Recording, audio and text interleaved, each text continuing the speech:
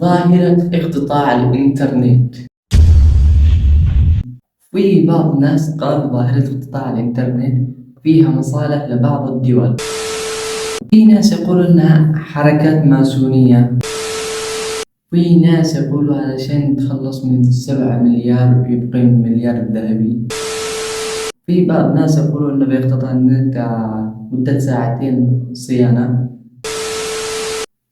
طيب هم قالوا آراءهم وأنا أدي لكم رأيي.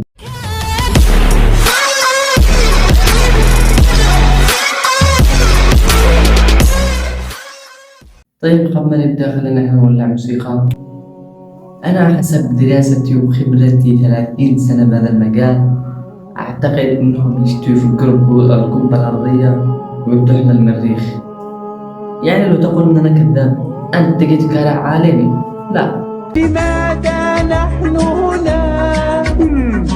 أنتم دارين ما فيش حاجة نزل عليها الآن، اليوتيوب بارد، قبل انقطاع الإنترنت ما وش خبر، يعني ما فيش خبر ثانية تنزلها تكلم عنه. حياة النبي محمد دي لا يجيب لي جلطة. لما انتم عارفين ان رقمي بصفحة اليوتيوب ادخل وكتبت لي يعني بدي لي محتوى او فيديو هادف بشوف انه ملائم لحق القناة او المحتوى وانزله عادي، ما فيش حاجة.